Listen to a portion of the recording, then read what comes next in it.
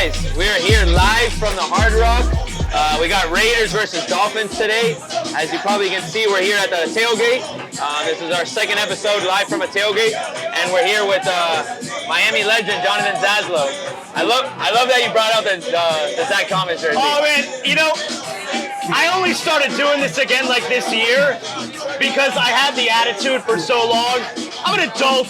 I don't wear jerseys anymore. And then it's like, fuck it. What do I care? You know, if there's a jersey that you're gonna bring out, it's got to be that one. Yeah, well, I have a few. I gotta pick which one am I wearing. I got out of bed this morning. I'm like, all right, I'm gonna wear a Dolphins jersey today. So I got three to choose from.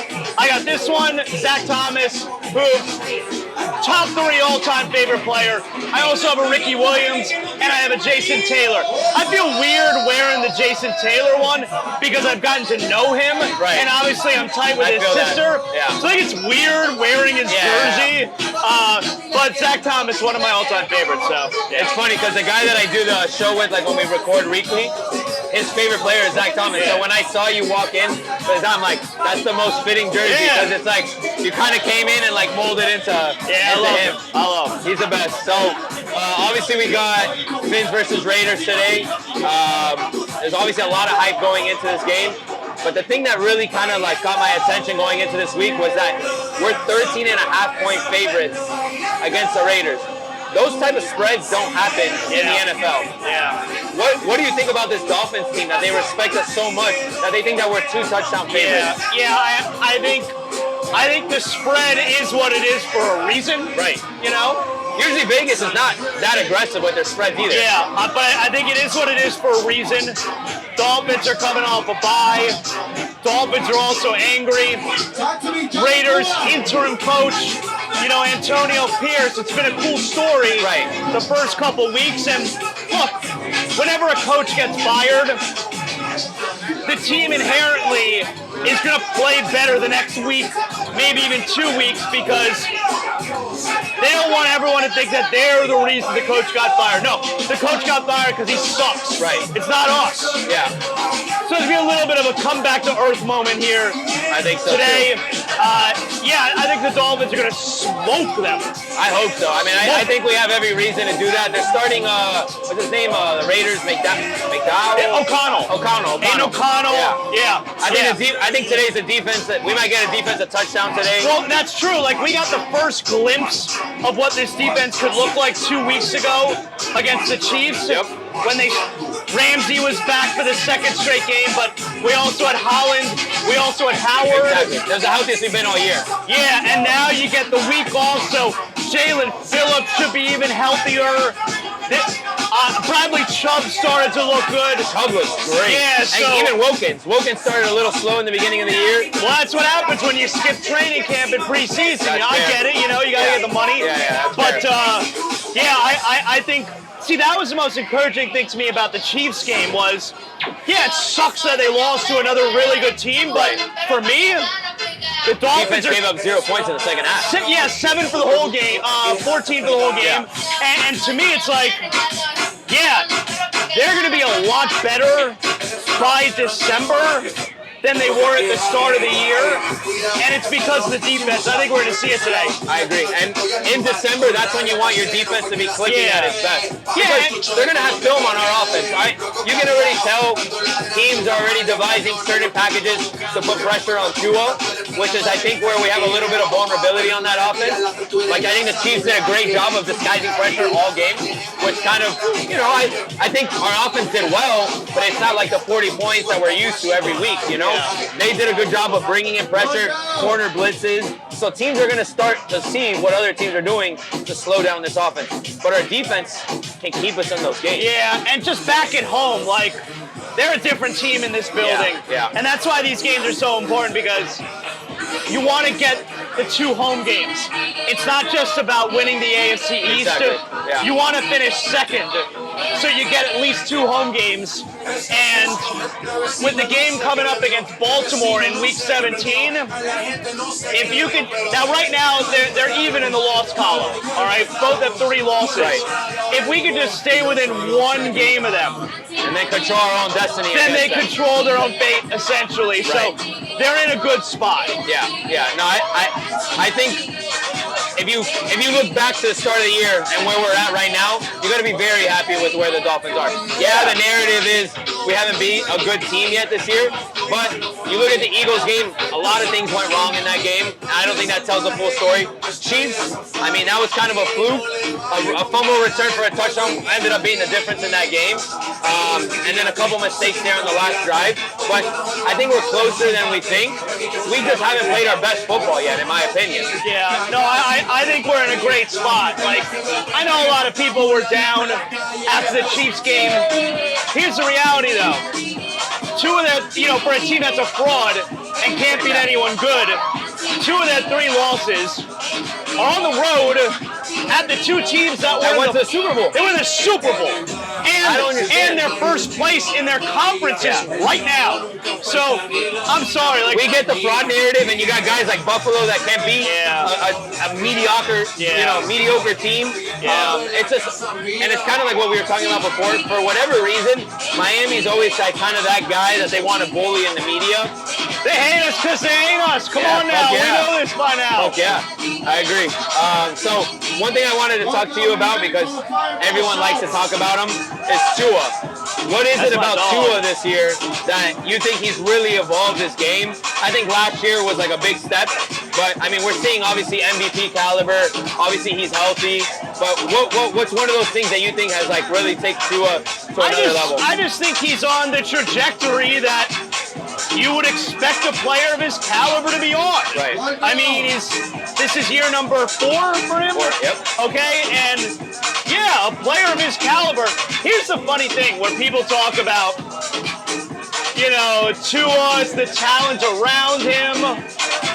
Fucking guy was picked number 5 overall in the draft. And if not for the hip injury, he may have been number 1 overall. 100%. And for 2 years, we were talking about tank for Tua. I know. A player with that kind of hype, okay, whether you want to say he's lived up to it or not, but a player of that kind of hype, we're then talking about he's a product of what's around him. He's doing exactly what he's supposed to do. He's not Brock Purdy, who was picked in the 7th round. He was picked in the draft to literally be the guy that he is.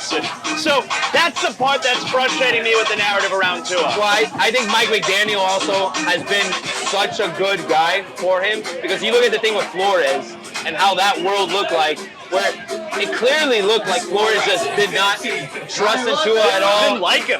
And I'll never forget, it was a game against the Ravens when we were, I think, 0-7 at that point. That's when we started that 7-game winning streak. And it was a Thursday night game. And Brissett was the starting quarterback in that game. And Brissett got hurt. And Tua, I'll never forget, was there on the sideline firing the ball. You gotta do lefty. Because of his lefty. Yeah. Firing the ball. And you could tell he was perfectly fine, yet he was using it almost like as a crutch. Any little excuse to not play Tua. Yeah. And yeah, that you could tell that affected Tua's confidence. Tua's like, maybe I'm not that guy. I really liked Brian Flores when he was here. I did. But I liked him, but I don't think his coaching mentality works in today's NFL. Just now seeing everything that has happened since he left, he really fucked Tua up, man. You could tell. Mike McDaniel was like the guy that instilled all the confidence in the world in a guy like Tua. And look, I think a lot of that too is like you got to find that confidence within yourself. But if you have a head coach that doesn't believe in you, yeah, you might start thinking otherwise. And you know what? Like, it may sound a little bit corny sometimes, but this is definitely not just about football. It's about anything in our lives. Everyone likes to feel loved. And everyone likes being told that someone loves them. Of course. Everyone likes that. And that has a deeper meaning there. But, yeah, and Tua's got a coach now who he knows loves him. And everyone likes being told that they're loved. 100%. What do you think MVP race right now? You still think that Tua's the favorite right now in that MVP race? No, I don't. I think C.J. Stroud is making a case. Wow. I do. He's 100% making a case. I don't think he's going to win it. Yeah. But I think he's making a case. Has a rookie ever won it before? I don't know. I'm not sure. But I think he's making a case. Part of why I think he's making a case, though, is the usual suspects, Hurts, and most specifically Mahomes. Mahomes is having a perfectly fine year to win MVP, but I got a problem with giving the award to Mahomes again when statistically his numbers are so far below what he was last year. I don't see how they can give it to him. His numbers are great. No, it's not bad, 100%. But he's not having as good a year as he had last year. So I don't like giving him the award again if he's not as good as he was last year. Yeah. So that's why I think that Stroud is a major contender, but it does seem like the narrative around the Dolphins. And look, we have 9 games left. What are we, 6-3? We're 6-3. 8 games left. So there's a lot of time. But right now, I would say that Tyreek Hill is ahead of Tua. I was going to ask you that. As far as MVP. And the Dolphin fans should hope that the voters pick a side. Like, it's almost like in the presidential race where you bow out and you give the endorsement to the other guy. Right. Because you don't want to split the vote. Like, some people are going to go with Tua and some people are going to go with Tyreek Hill, and neither of them are going to win. It's almost like pick which one you want so that one of our guys can win it, you know? Yeah, I mean, historically the award is a QB award. So but Tyreek Hill's going to get the record. Exactly. If Tyreek goes for over 2,000 yards, you got to think about it. He's got to be in the consideration because no one's done it before. Yeah. But then again, the guy throwing him the ball probably threw for 5,000 at that point, you know? So it's like, it's one of the... As a Dolphins fan, it's a hell of a discussion to have, you know, because you're talking about 2 guys on your team being top 5 in the MVP race right now. I think the only other guys is Lamar, CJ, Mahomes, and then AJ Brown apparently is in the discussion too. I think it could also depend on what the Niners and maybe McCaffrey does. Fair. The same thing with Tua, with Tyreek. Yeah. But yeah, it's kind of muddied right now. Yeah, it's fluctuating. I mean, 2 weeks ago, Purdy was the favorite. Yeah. Mahomes has been the favorite. Tua's been the favorite. I think Stroud's got a chance. Pretty wild. It's cool. The Stroud story is pretty awesome. Yeah. It is pretty awesome. So what do you got for a score prediction today? All right, I think the Dolphins are going to murder them. 42-17. 42-17? Yeah. I haven't been to a game yet this year. Oh, wow. Yeah, this will be the first game I go to. The only 2 games I've gone to was the 70 spot on the Broncos, which that was mind-boggling to watch.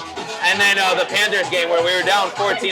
Yeah. And then came back and won that game. Yeah, I'm looking forward to it. I haven't been to a game yet this year. Yeah. I'm coming to the Monday night game. I bought tickets to that in I'll be advance. there as well, too. Yeah, I'm coming to that one. I'm bringing my son. So this will be the first game of the year. Nice. Yeah, I'm excited. So right now we got, you said 8 games left? Yeah. You think we get to 12 wins? Yeah. Yeah, I think they're going to win their next 5. Okay? That's the narrative. We should win the next 5. Gotta I'm a win the little next weary 5. about the Jets. I'm not going to lie. No, I'm not. So we got this game. We got at the Jets, at Washington, Tennessee, and then the Jets here. Those are the 5. Gotta win all 5. I think we should be sitting at 11-3, and then we got the Dallas game here. Yeah. Dallas, a different team on the road than at home. But that game will be wild. And at Baltimore, like that game's going to be for the number 2 spot. Monster game. And then the final game against Buffalo, and we're going to fucking murder them too. So, yeah, I think we're looking at 12, maybe 12 wins. In the beginning of the year it was 11 where we're at right now. Yeah. I think 12 is a very We realistic should win 12. number. We should win 12. Realistic. And winner of the AFC is what, 13, 14 wins? Yeah, probably 13, or maybe also 12, and the Dolphins lose that tie break to Kansas City. It sucks. Yeah, that does suck. 12 or 13, yeah. All right. That's all I got on my end. I did have a couple questions that came in that I wanted to ask you. Yeah. What do you got for me? I'm good for anything. Chris, let me get my phone so I can see some of the questions that came in. Let's get the mailbag question. Yeah, exactly. Thank you. What do you got here? Let me see. And by the way, big shout out, obviously, Stay Tranquilo, Johnny Cuba, Are You Hungry Grill is here, my man Raul cooking it up. I love coming out with these guys. We appreciate you for being here. Let's see. All right, so one of them is a Heat question, actually. Yeah.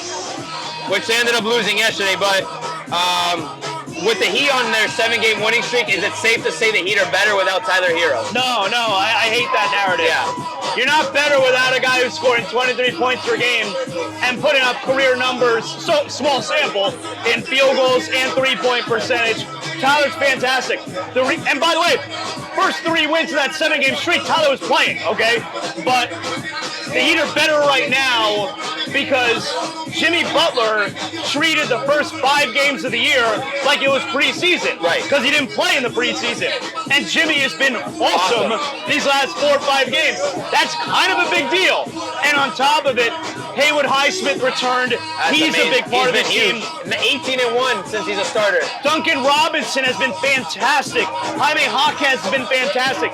And this happened starting around like game 5-6, coinciding with Tyler going out.